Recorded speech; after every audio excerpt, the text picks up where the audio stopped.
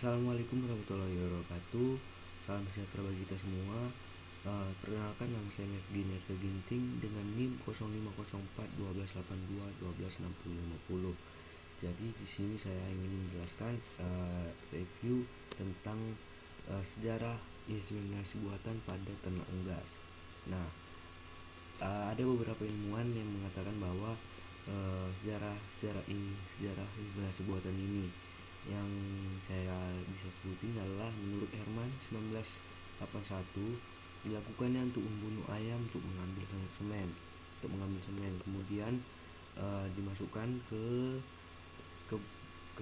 organ reproduksi betina dan ternyata telur itu fertil. Nah, apa sih tujuan untuk inseminasi buatan atau IB yang kita ketahui?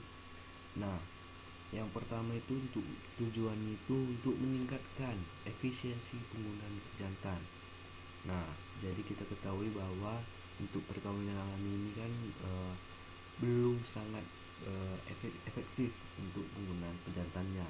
Jadi di sini untuk bertujuan untuk meningkatkan efisiensi agar bisa menggunakan sperma pejantan itu bisa tepat sasaran gitu maksudnya.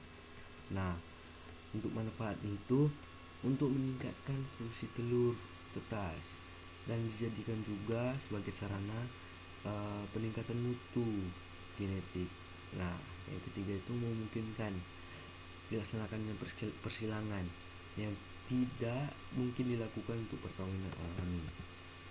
Untuk teknik inseminasi buatan itu yang pertama itu ada 2 metode.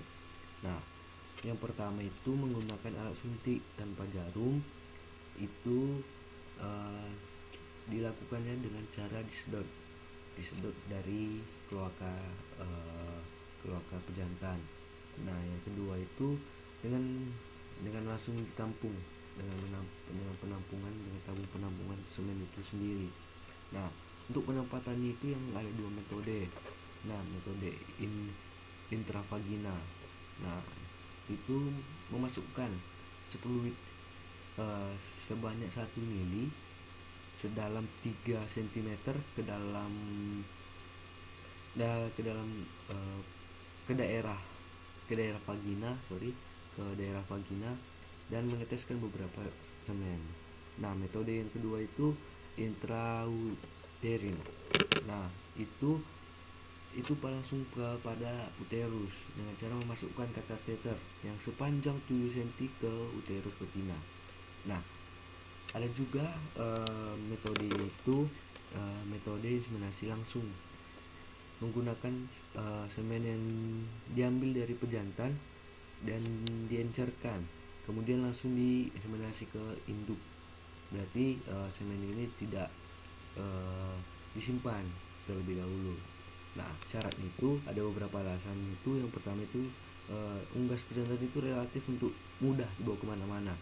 Nah, yang kedua itu peralatan digunakan sederhana seperti gunting, tisu, NaCl fisiologis 0,9% dan fluid dan gelas.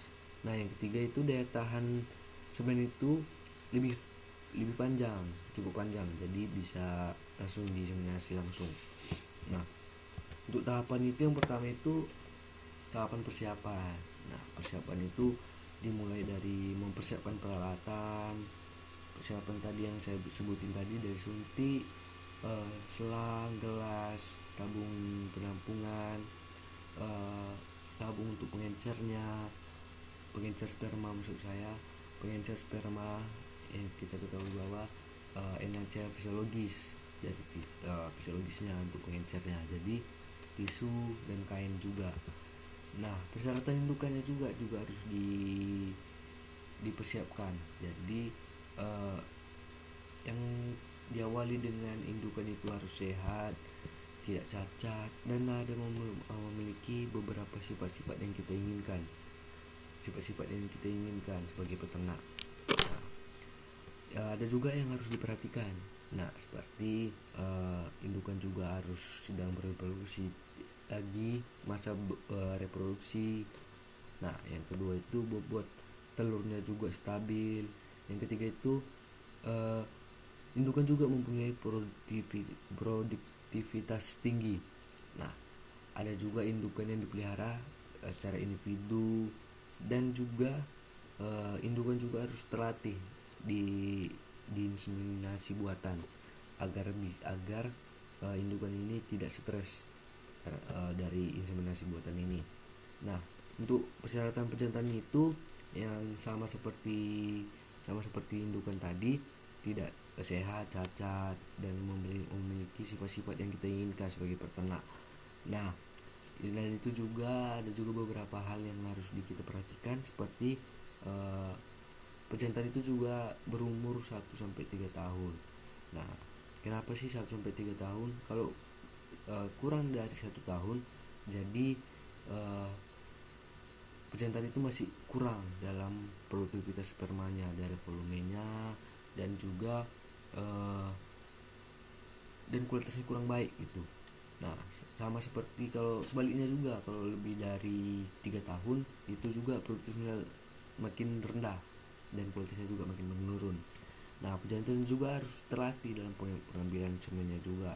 Nah, sama seperti indukan juga dipelihara pada kandang indukan.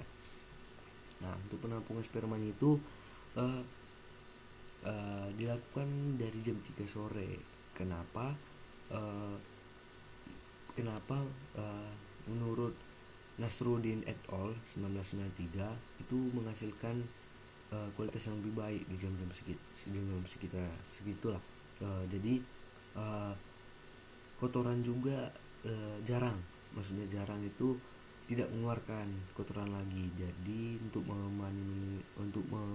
meminimalkan kotoran pada sperma yang tercampur. Terus pengincaran itu juga dilakukan, kan saya sebutin tadi, menggunakan NaCl fisiologis 0,9 derajat 0,9% dengan perbandingan 1,6. Nah, untuk pelaksanaan itu dilakukan dengan minimal 2 orang. Nah, harus disiapkan induk dan juga beberapa alat yang harus digunakan dan semen juga yang sudah diencerkan. Nah, yang pertama itu untuk membersihkan anus atau kloaka. Terus yang pertama itu kan dibutuhkan untuk 2 orang. Jadi yang pertama itu untuk memegang ayam, dan satu lagi untuk memegang alat suntik yang sudah berisi semen untuk diinseminasikan ke indukan. Jadi indukan juga membutuhkan 0,1 sampai 0,2 mili semen untuk diulang yang sudah diencerkan, yang diulang 4 hari dari inseminasi sebelumnya, dan dilakukan inseminasi secara berulang 4 hari sekali agar fertilitas telur tetap tinggi. Mungkin sekian dari penjelasan saya. Kalau ada salah kata dan tingkah laku saya, mohon dimaafkan. Jadi terima kasih.